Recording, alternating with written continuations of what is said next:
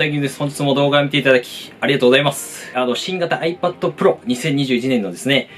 仕様のこの情報っていうのがね、出てきましたので、解説したいと思います。一応前回の内容とか、新しい情報とかを入れながら、いただいたその質問をね、元にですね、ブラッシュアップしたので、性能とか、デザインっていうのを詳細ちょっと解説してですね、最後にその発売時期だったりとか、新型じゃあ待った方がいいのかっていうね、ことですよね。これも一番ね、いただきました。で、どんな人がね、ちょっと待つべきなのかなっていうところも解説したいと思いますので、こちらのチャンネルではですね、Apple 製品のリーク情報だったりね、賢い買い方ですね、ガジェットのレビュー動画っていうのを定期的にアップしてますので、僕も含めて皆さんと一緒にね、その IT リテラシー高めていければと思っておりますので、ぜひまだね、チャンネル登録していない方はチャンネル登録していただいてですね、最新情報を受け取っていただければと思います。で、通知ベルもね、一番右の通知ベルをオンにしていただくと、さらに最新情報すぐ届くようになりますので、もしよろしければお願いします。で、現在ね、発売されたiPad Pro の、2020年モデルなんですけども、デザインも2018年に刷新されて、一応全画面でね、その現代的なデザインというか、最近iPad Air とかも出ましたけども、で、性能とかもね、ほとんどそのノートパソコン、より速いみたいなね、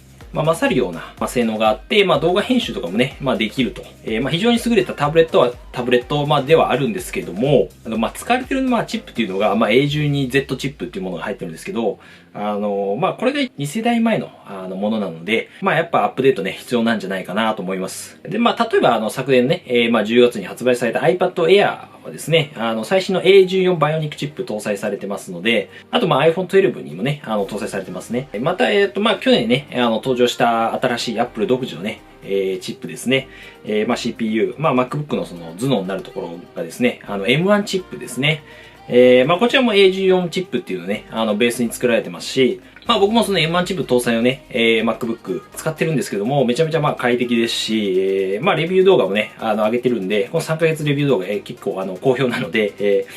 ひも、こちらもね、ちょっと参考にしていただければと思うんですけども、もしかしたらこの M1 チップにね、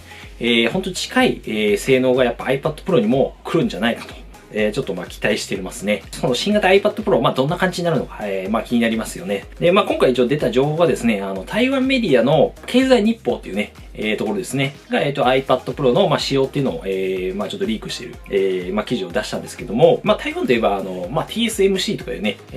この Apple のApple 製品の結構半導体を作ってるね、会社があったりとか、工場もあるんですけども、あとやっぱ Apple 製品のその細かい部品とかもね、結構工場とかあったりするんですよね。はい。馴染み深い台湾なんですけども、ちょっと新型 iPad Pro の、ね、その中身というかね、性能的なところがどうなのかね、ちょっと見ていきたいと思います。で、まずはね、ミニ LED の、搭載ですね。こちらが画面に搭載されると。ミニ LED はですね、液晶ディスプレイと、有機 EL ディスプレイの、いいとこ取りしたみたいな、技術なんですけども、結構注目されてますね、これで。はい。非常に有機 EL のようにね、綺麗なね、ディスプレイ、コントラストとか、綺麗に出せるんですけども、コストが特にね、安いっていうのが非常にポイントで、僕らからしたらなんでその値段がね、そんなそこまで上がらずに、綺麗な画面っていうの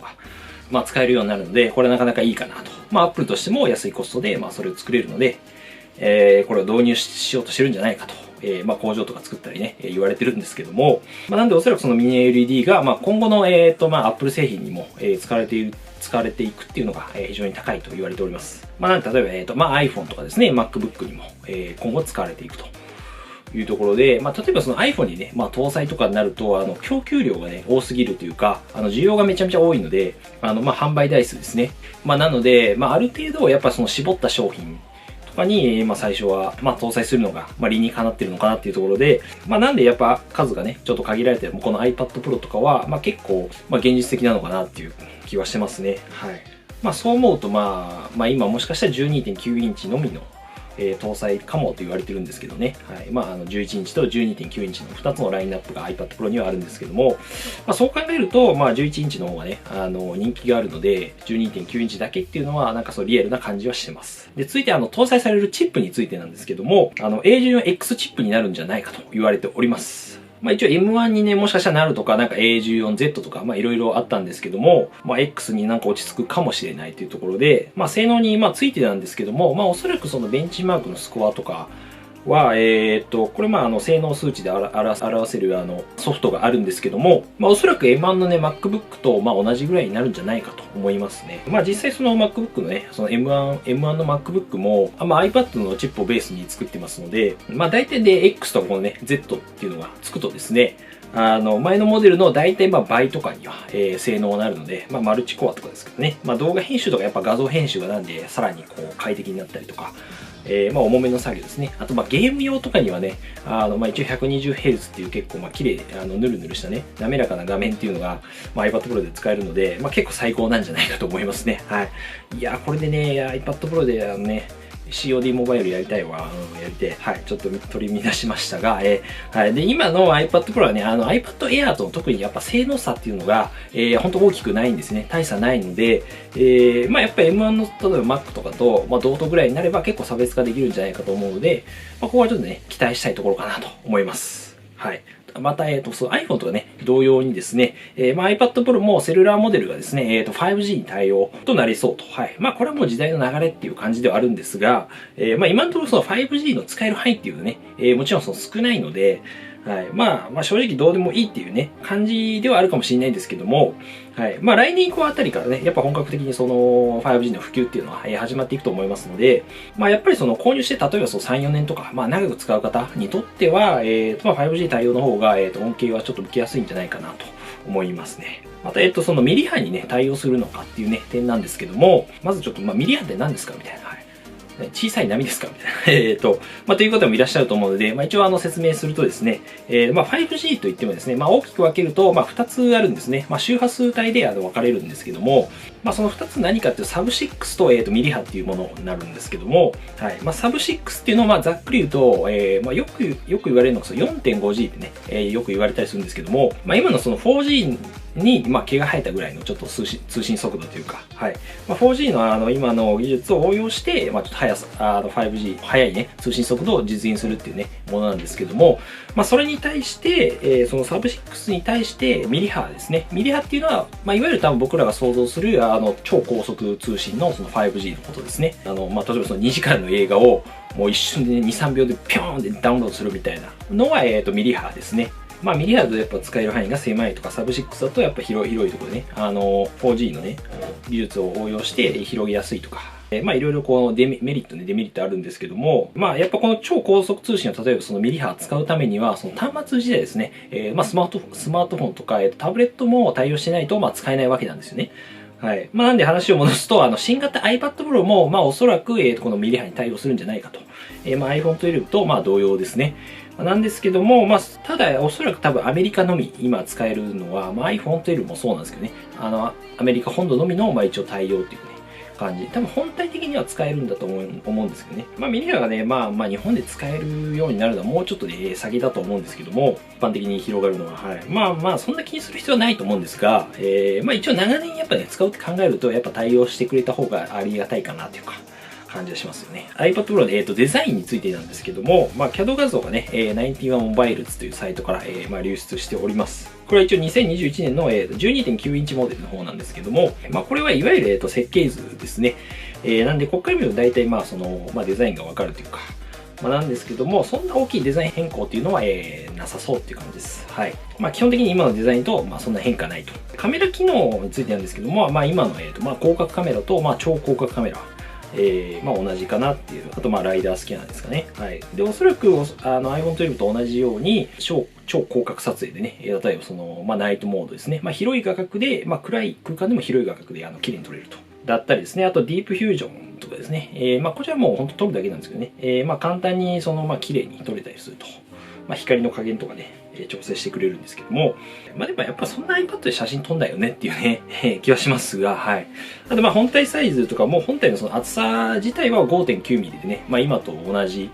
なんですが、高さとか横幅が数ミリなんですけども、ちょっと小さくなってると。ただちょっと誤差の範囲と思うんですけどね。基本的に今のモデルとそんな変わんないですね。はい。あとはね、デザイン的なところはやっぱ iPhone 12 Pro にね、やっぱ似たような感じになるんじゃないかと思いますね。はい。iPad Air がね、結構 iPhone 12のカラーと、非常に合わせたような、ラインナップになってますので、おそらく iPad Pro も12 Pro に合わせたようなね、ちょっとギラついたじゃないけど、そんな感じになるんじゃないかと。なんで結構高級感出してきそうなね、ゴージャスな感じになるんじゃないかなって思いますね。はい。今なんかシルバーとスペースグレーしかないので、例えばそのパシフィックブルーとか、ゴールドモデルとかちょっとね、期待したいなっていうところですよね。あとね、あと新型そのマジックキーボードっていうのも一緒に出そうですね。マジックキーボードはその iPad のね、キーボードとトラックパッド付きの、純正ケースなんですけども、MacBook みたいな感じでね、iPad を使えるものですね。めちゃめちゃ重いんですけど、これ。なんで、指紋がおそらくつきにくいね、表面の素材とか使われたりとか、新しいその、機能みたいなのがね、搭載されるんじゃないかと。ちょっとわかんないですけど、ここは。はい。あと個人的にね、ちょっと角度調整ができないので、ちょっとできるようにしてきたりとか、あとトラックパッドがね、やっぱ MacBook とかと比べると小さいので、結構やっぱやりづらいんですよね。そこら辺のちょっと使い勝手とか、ちょっと改善してくれると非常に嬉しいかなと思います。はい。デザインとかね、やっぱサイズの変更っていうのが、iPad Pro のね、本体はないので、今のそのマジックキーボードとかも、新型で使えるんじゃないかと思いますね。逆にその新しいマジックキーボードを、今の例えば iPad Pro とか、iPad Air で使うみたいなことも、多分できるんじゃないかなと思いますね。そう思うとやっぱデザインのね、その大きさ、本体サイズそんな変えないっていうのは、ある意味そこら辺とかもね、加味してなのかなっていう、気はします。で、Apple Pencil については、新型の情報とかないので、第二世代が継続して使われると思うので、別に大丈夫かなっていうところですね。今買っても。はい、で結構ね、多くいただいた質問がですね、11インチも一緒に出るんですかっていうね、ところなんですが、正直これちょっとわからないんですけども、ある記事ではなんかね、11インチは2022年に、有機 EL ディスプレイ搭載で、出るとか、いう話があったりもするんですが、ただ結構多数はやっぱジョン・プロッサーさんとか、マックお宝鑑定団さんとか、基本やっぱ11と、12.9 インチ登場っていうね、話も多いので、僕も個人的にもね、出てほしいっていうのもあるんですけども、一緒に出る可能性の方が高いんじゃないかなと、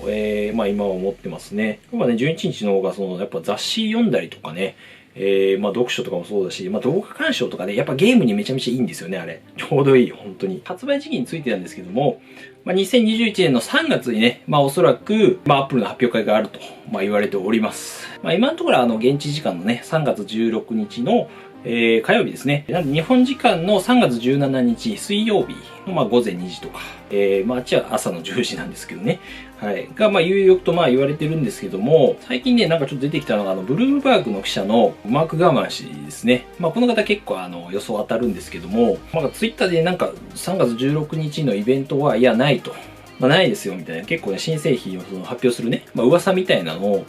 否定するツイートをね、出したりもしたので、もしかしたらね、去年これで結構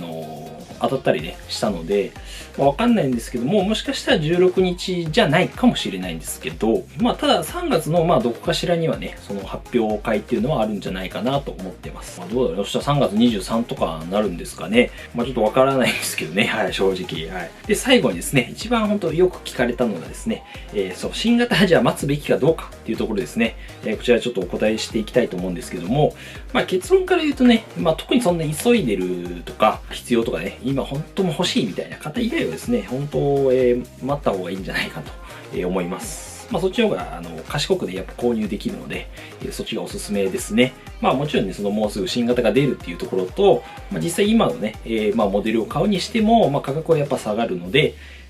そっちがね、賢く購入するっていう意味では、新型の発表を待って、それが良ければ別に新型買えばいいし、いまいちピンとこなかったら、今のモデルを安くなったものを買えばいいみたいな。が、一番賢いのかなって、僕は思いますね。特にやっぱセルラーモデルとかね、使う方であれば、5G ね、やっぱ対応っていうのが、ある意味、目玉といえば目玉かもしれないんで、今はどうしても活用の幅少ないとは思うんですけども、やっぱ3、4年とかね、やっぱ長いね、スパンで使うとか考えるんであれば、やっぱり 5G 対応しておいた方が、その恩恵がね、受けやすいのかなっていうところで、お得感がありますよね、そっちの方がね。あとは、GPU の性能っていうのはね、性能がね、ぐっとやっぱ上がると思うので、やっぱどうしてもその重めのね、動画編集とか、写真の編集とか画像編集とか、そういうのでやっぱね、使う方とかは、特に本当待った方がいいんじゃないかなと思いますね。やっぱその GPU 性能って本当に差がね、結構現れるんですよね。CPU はね、そこまでね、変わらないと思うんですけども、ちょっとサクサクになるかなぐらいですけども、やっぱそういうね、やもゆ作業っていうのは結構差が現れてくるので、待った方がいい、新型やっぱ待った方がいいんじゃないかなっていうところと、あとやっぱゲームとかね、もうさらに快適にしたいとかね、方はですね、特にやっぱ iPad Pro 待った方がいいんじゃないかと。全然今のやつでもできますけどね。ゲーマーの方ですね。つまり僕のことなんですけども、ただ逆にそのテキストベースの作業とか、仕事でちょっと使うとかね、資料作成とか、学生さんとかね、そういうところだとね、あんまそういうテキストベース作業だと正直そんな大差ないと思うので、iPad Air だったりですね、今のもちろん2020年版の、iPad Pro とか、もう下手したらもう2018年版のね、iPad Pro とかも、全画面でね、結構ね、安いんですよね、今。多分5、6万ぐらいで買えるんじゃないですか。エアーより、多分安いと思うんですよ、ちょっと。そちらも結構安くて、おすすめかと思いますね。やっぱコストパフォーマンスってね、意味で考えると、例えばね、その学生さんとか、今、キャンペーンとかもやってますし、新型もおそらく、去年入ってたんで、入るんじゃないかと思うんですけども、やっぱ安く抑えたいっていうのはね、やっぱあると思うので、なんでさっき言った2018年のiPad Pro なんか中古とかもね、結構全然綺麗でいいのあるんで、そういうのもね、検討してもいいんじゃないかなと思いますね。とはいえね、あなたがね、買いたい時に買ってくださいね。はい。はい。それが結局一番だと思うので、いいじゃん、買いたいなら今買おうよってね、感じですね。うん。新型出れば別に売ればいいし、ただやっぱそこはちょっといちいちね、ちょっと手間だよっていうのも、正直あると思うんで、あくまで僕の個人の意見なんでね、高い買い物なのでね、やっぱその賢くね、買いたいじゃないですか。うん。長くやっぱ使うものだと思うので、はい。あくまでちょっと参考に、ね、捉えていただければと思います。また、新型の MacBook とかについてもですね、あと AirPods とかについては前回の動画とか他の動画でお話ししてますので、そちらも興味ある方はね、どうぞご覧ください。ということで以上が新しい情報でしたね。皆さんはどう感じましたか？気軽に概要欄下から、コメントいただければと思います。いつもありがとうございます。全部見させてもらってます。僕が勉強になります。はい。で、Twitter もね、日々、ちょっと更新してますので、ぜひね、フォローお願いします。こちらもまた、また違った情報とかも出してるので、あと、クラブハウスとかも使ってますね。フォローお願いいたします。はい。ということで、こちらの動画少しでも役に立ったなと思った方はですね、チャンネル登録、グッドボタンですね。こちらぜひお願いいたします。ということで、また次回の動画でお会いしましょう。良い一日お過ごしください。バイバーイ。